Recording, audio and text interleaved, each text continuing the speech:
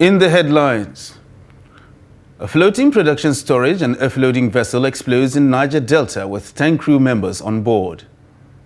Villagers displaced by bandits in Niger State flee to safer states. AFCON third-place match brought forward Saturday, 5th of February. On the foreign scene, 12 refugees found frozen to death near Turkey-Greece border. Hello and welcome to Trust TV News Update. I am Ibrahim Yusuf.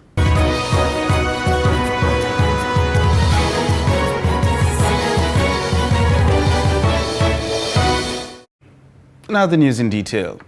Fire engulfed a floating production, storage and offloading vessel named Trinity Spirit in the early hours of Wednesday, located at the Okwoti terminal around Extrabos, Warri, Southwest Delta State. Confirming the incident in a statement, the Chief Executive Officer, Sheba Exploration and Production Company Limited, Ikemefuna Okafor, said the fire caused an explosion. Okafor said 10 crew members were on board the facility when the incident occurred, but yet to be accounted for and could be not ascertain the number of fatalities. 3 persons were reportedly electrocuted and 6 others severely injured after an 11 kVA high-tension cable fell on a shop in the oil-rich community at Ugeli North local government area of Delta State. Reports say some of the deceased, including a firefighter attached to the Ugeli pumping station, were trying to rescue a child electrocuted when they met their untimely death. Speaking with newsmen on Thursday on the incident, Vice President General of the community, Joseph Awowomure, said the 11 kVA cables have been there for ages without maintenance by the electricity distribution company. And to matters of insecurity now, many villagers continue to flee their homes as bandits renew attacks on communities in Shiroro, Munya and Rafi local government areas of Niger State. A visit to some of the IDP camps in Gwada, Shiroro local government area of the state shows that the population continues to increase as more villagers were attacked by bandits. The report. Some of the IDPs said they have been in the camp for the past 5 years, calling on the government to come to their aid to enable them return home. The army robbers pursued us. The kidnappers pursued us from our place. Started from 2010 to 2022 now. Okay. They have been pursuing us and we still don't know way. We run from our place to this central area. The food problem, have no food, have no clothes to wear. And then we have not more securities in our village. Our own government to help us in order to succeed in this case. Even the food itself, we don't even carry the food from our village. So now, no any food. In fact, even the clothes itself, we have not.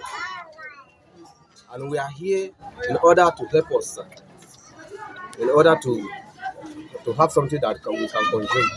Between Saturday and Wednesday, no fewer than 7 communities have been reported sacked by the bandits. The Saturday attack on Galadima Kogo in Shiroro local government left at least 31 persons dead, including 11 security operatives.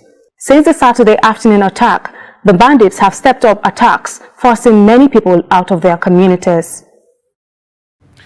And media owners in the northern region under the aegis of Northern Broadcast Media Owners Association have expressed frustration over the number of out-of-school children.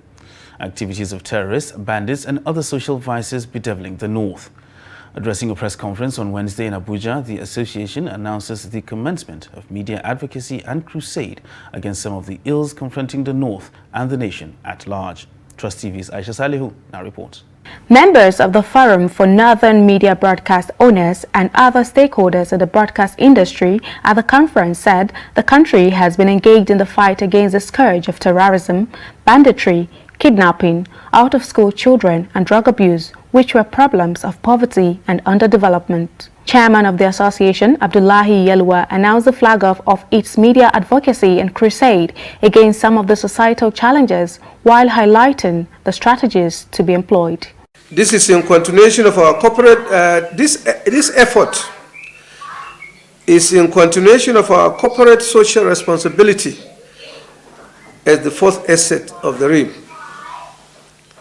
This association is a forum of Northern Media Broadcast Owners and other stakeholders in the broadcast industry for the promotion of regional and national development, professionalism, and the growth of the broadcast industry in this country. Abdullahi Yelwa noted that the advocacy strategy is to fill in the missing gap with no aspect of the crisis left untouched and enjoin the society to adopt the self-cleansing value. There are gaps which is creating a culture of victimism. People are just reduced to being victims when there is so much they can do. One way they can help is by community leaders looking inwards into themselves. Also speaking at the conference, a member of the association, Ibrahim Biyu, encouraged journalists to perform their due diligence. We have a moral responsibility as a media practitioners to highlight this issue, constantly highlighting the responsibility that the federal government, the state government, the local government has a responsibility to make sure that they protect the life and security of its citizens. Failure to do that is complete out of order. The media advocacy and crusade is in continuation of the corporate social responsibility of the fourth estate of the realm. Aisha Salihu, Trust TV News, Abuja. Senate wants the federal government to, as a matter of urgency, deploy fighter jets to hideouts of bandits to flush them out. The Senate said the bandits are behind kidnappings and killings of Nigerians. The call follows a point of order raised by the urgent need for the federal government to take drastic action against banditry and kidnapping in some parts of the country. The report. Senator representing Katsina South, Bello Mandi, while relying on Order 41 and 51 of the Senate rules, noted that the act of banditry and kidnapping has become a daily occurrence in Katsina with huge consequences. The lawmaker recalled that on Sunday, 31st January 2022, government struck Ruwa Godia, a community in Faskari local government area of Katsina State, where 38 people were kidnapped. The Senate notes that the act of banditry and kidnapping has become a daily incident now in Katsina, with its consequence of loss of lives, means of livelihood, and displacement of communities. Further notes that on Sunday, 31st January 2022, government struck Rongodia, a community in Faskari local government area of Katsina State, where 38 members of the community were kidnapped. Aware that the federal government had made frantic effort in curbing the menace by setting up Operation Sharandaji, an interagency task force to tackle cases of banditry, cattle rustling, and kidnapping in Katsina State. Other lawmakers in their contributions faulted the inability of the military to curtail the situation despite several calls for action. Mr. President, I can say that enough is enough. Because what is happening now in Katsina, this shows that yes, we have to not only condemn it, we have to do something very serious. Because we cannot just sit down after declaring these bandits, terrorists, and then allow them again to continue with all these rubbish acts. So, Mr. President, we have to really look at it critically. The expectation of this Senate is that there is supposed to be a remarkable difference in success in terms of the fight against insurgency, banditry, and militancy in Nigeria. The military is getting better funding from the government. And what we expect is to see improvement in output. I know the resources are not enough, but recently, in the last 1 year or 1.5 years, government has upscaled the level of funding for our military. In another development, the Upper Legislative Chamber confirmed the nomination of 7 persons as National Electoral Commissioners and Resident Electoral Commissioners of the Independent National Electoral Commission (INEC), as nominated by President Muhammadu Buhari. The confirmation of the nominees followed the consideration of a report by the Senate Committee on INEC. Chairman of the committee, Senator Kabiru Ganya, in his presentation, recalled that the confirmation request was made by President Muhammadu Buhari in compliance with the provision of Section 153, subsection 1F of the Constitution and in pursuant to the provision of Section 154, subsection 1 of the 1999 Constitution of the Federal Republic of Nigeria as amended. The committee received a petition from Taraba Elders Forum against the nomination of Major General A.B. Alkali retired over the seeming inconsistency in the rotation of the nomination. According to petition, the nomination started from Taraba 2003 to 2008, Commissioner from Taraba, Adamawa 2 from 2008 to 2015, Gombe in 2015 to 2021. The expectation is that the fair thing should do to rotate the nominee from Taraba, not any other state but Taraba.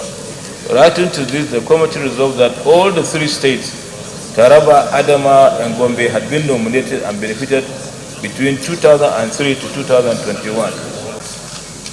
I want to commend President Muhammadu Buhari for these nominations, all 7 of them.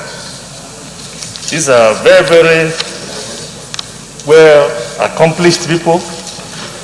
The nomination is very well reasoned, and frankly, like before, I never expected anything less from Mr. President. The Senate has also received a formal request from President Buhari to confirm 5 nominees as executive directors of the Nigerian Midstream and Downstream Petroleum Regulatory Authority. Letter from Mr. President, dear distinguished Senate President, confirmation of appointment of executive directors of the Nigerian Midstream and Downstream Petroleum Regulatory Authority in accordance with the provision of Section 41, subsection 2 of the Petroleum Industry Act 2021. I am pleased to forward for confirmation by the Senate the appointment of the underlisted 5 nominees as executive directors of the Nigerian Midstream and Downstream Petroleum Regulatory Authority. In order to fast-track the effective takeoff and decision-making in the newly established Regulatory Authority, the distinguished Senate is kindly requested to consider and confirm the nominees in the usual expeditious manner. Please accept, distinguished Senate President, the assurances of my highest consideration. Yours sincerely, Muhammadu Buhari.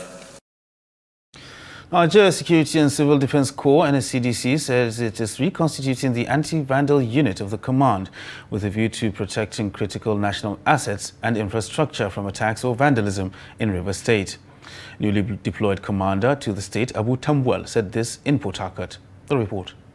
The new commandant of the Nigerian Security and Civil Defense Corps, NCDC, in Rivers State, Abu Tambuwal, said the ongoing fight against vandalism of critical national asset and infrastructure will not stop until the state is rid of oil thieves who are bent on causing environmental hazards. Briefing newsmen after assumption of duty at the command headquarters in Port Harcourt, Tambuwal reads the riot acts to oil thieves and vandals, stressing that the Corps is intensifying the fight against illegal oil bunkering with deployment of Commandant General Special Intelligence Squad to investigate and monitor critical assets and infrastructure. I addressed my officers and men to belt up in relation to this fight against vandalism. We are committed, remain firm, to fight vandals and any act of economic sabotage in all its ramifications. We must intensify fight against illegal bunkering and also illegal activities by vandals and other miscreants in the state. We must vigorously carry out series of marine operations and land operations in the state to ensure effective service delivery by the service. Tambuwal, who paraded some suspects and seized exhibits before newsmen, said they were arrested at different parts of the state following credible intelligence by the command's new anti-vandal team. We are parading before you this afternoon 20 number of suspects of oil thieves, 11 trucks of suspected AGO, that is illegally refined as well. We are also parading 10 cars along with the buses laden with suspected petroleum products. Under this, we call for your usual cooperation, gentlemen of the press. The state commandant called on residents to give prompt information to the command in order to stamp out nefarious activities of criminals. You're watching Trust TV News Update. Still to come. Fears over the return of Kalari. Do stay with us. From all around the world, our news is factual and concise, giving you fresh news as it breaks. Nigerians in the diaspora have the Now, one tricycle rider feared death. Troops fighting Boko Haram and ISWAP. Although the government has made repeated commitments to make the country attractive. When I sit on the news desk every day, there's a deep sense of responsibility that overwhelms me. A responsibility to deliver a message to our viewers in the most professional way possible. Knowing that there's a lot of fake news flying around mainstream and social media daily, we owe it to the public a responsibility to bring well-researched and responsible reportage to the table. With Trust TV, you're sure of a news and documentary channel you can trust. Trust TV, documenting the Nigerian story.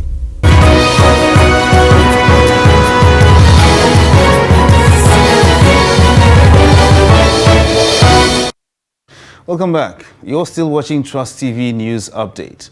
Let's take a look at some of our top stories.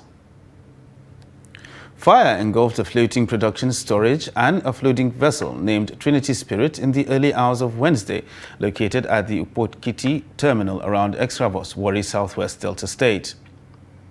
And many villagers continue to flee their homes as bandits renew attacks on communities in Shiruru, Munya and Rafi local government areas of Niger State. And in other news, Nigeria Center for Disease Control, NCDC, has logged 65 COVID infections across the country. The agency, in its update for 2nd January, said the new infections were recorded in states and the Federal Capital Territory. The NCDC data shows that 26 persons were discharged after recovering from the infection, while 1 person died of COVID complications. The agency on Wednesday said Nigeria now has a total of 253,405 confirmed cases, 229,676 recoveries, and 3,136 deaths. Meanwhile, the House of Representatives goes hard on the Nigeria Social Insurance Trust Fund, as well as the agencies under the Ministry of Labour and Productivity, over a lopsided recruitment exercise they carried out recently. Ismaila Tijani, a federal lawmaker from Kwara State, brought this observation before the House at plenary on Wednesday. Tijani said the recruitment exercise, like many others carried out by the government agencies and parastatals without recourse to the principle of federal character as enshrined in the Constitution.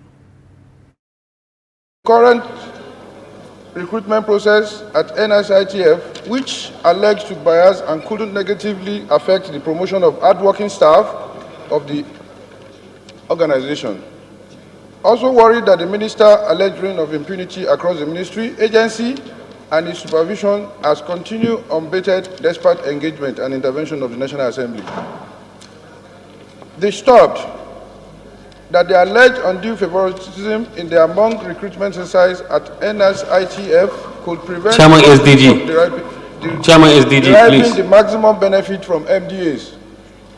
Resolve, mandate the Committee of Federal Character and Committee on Labour, Employment and Productivity to investigate the ongoing recruitment into Nigerian Social Insurance Trust Fund. Now to matters of politics, where former governor of Cross River State, Donald Duke, says he is concerned over calls for youth to take over governance in 2023. The former governor speaks exclusively to Trust TV's Shafiu Suleiman, urging leaders to treat the nation's fragile political atmosphere with utmost caution. His report. Donald Duke, a two-term governor of Cross River State and a presidential candidate in the 2019 general election, welcomed the newly introduced clauses in the reworked Electoral Amendment Bill by the National Assembly, which is currently before the President for assent. I agree with that completely. When you're appointed into a public office, you give it your all. We don't expect any distractions. So if you're going to go through the onerous process of campaigning, you can't combine that with holding this public office and giving your utmost to the public, right? And there's also going to be abuse. When you hold a public office, you are being looked after partially by the public. You're given a vehicle, you're given staff, you're given drivers. Are you going to use that to contest your own private ambition? So it is perfectly in order. The former governor, however, expressed reservations on the clamor for the emergence of young leaders at the forthcoming elections, citing previous experiences. Let's be careful. Youth without experience is an explosive, right?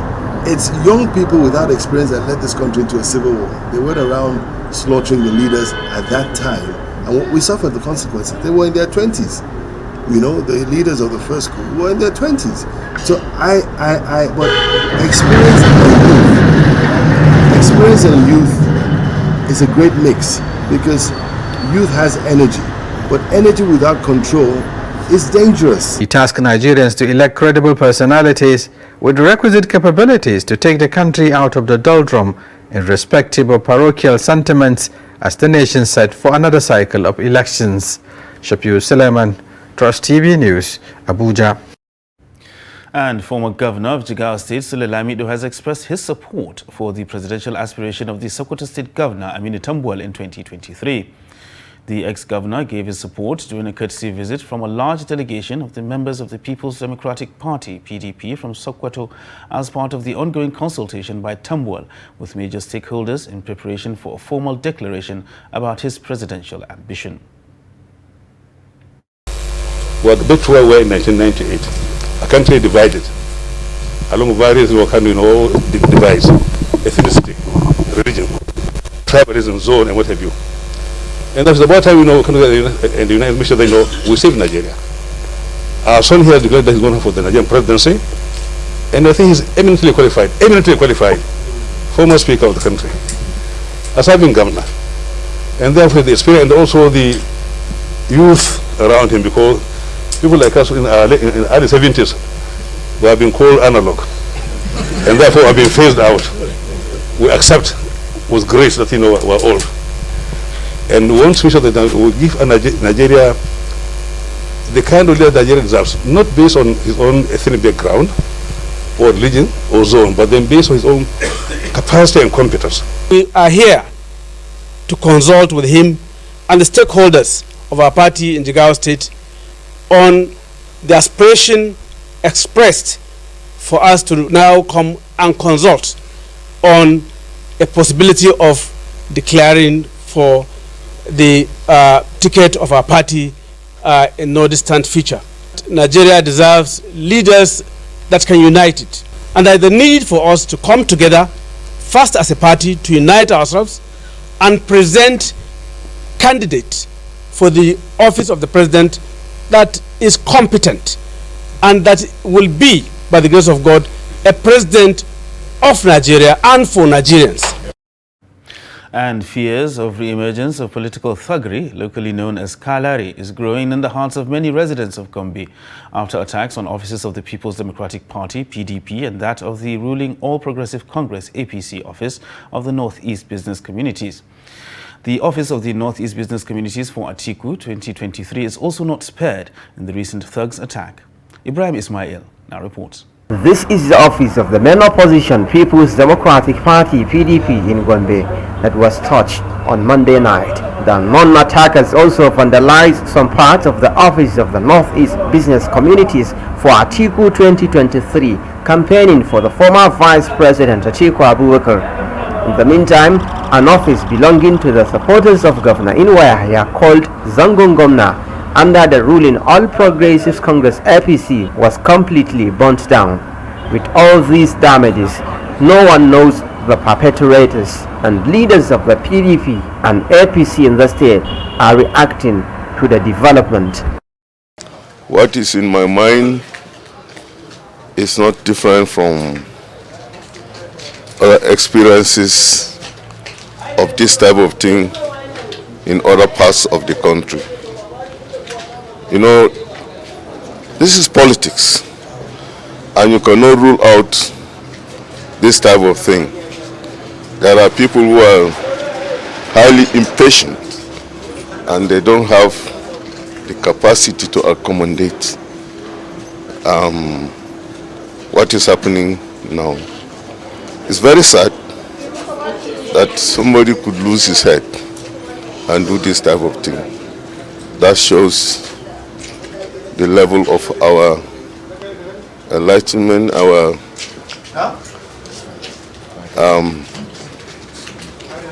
knowledge on politics, because this is sad, and this is not. And on the foreign scene, bodies of 12 partially clothed bodies were found inside Turkey, close to the border with Greece, after they apparently froze to death. Turkish Interior Minister Sule posted blurred images on Twitter showing the bodies lying by the roadside near the northwestern border town of Uppsala, with some wearing only shorts and t-shirts despite the cold. Soilu wrote that 12 of the 22 migrants pushed back by Greek border units froze to death, saying they had been stripped of clothes and shoes. He accused Greek border guards of thuggish behavior and said the European Union is weak and inhumane. Responding, Greece's Migration Minister Notis Mitrachi said the deaths are a tragedy, but said Turkey's version of events is false propaganda. Temperatures in the area can fall to between 2 and 3 degrees Celsius at night in late January and early February. And in sports, Africa Cup of Nations third-place playoff has been brought forward a day from Sunday to Saturday, February 5th. The Confederation of African Football CAF stated this on Wednesday in a statement. According to the statement, playing the two matches on Sunday would have caused problems for security forces in the Cameroonian capital, and CAF officials would not be able to distribute medals to the third-place team and make it to the final, a distance of about 12 kilometers, on time. The match will now be played on Saturday at 8 p.m., having initially been scheduled to start just 3 hours before the final on Sunday. Both matches will be played in Yaoundé, with the Olembe Stadium hosting the final and the Ahmadou Ahidjo Stadium the venue for the third-place game.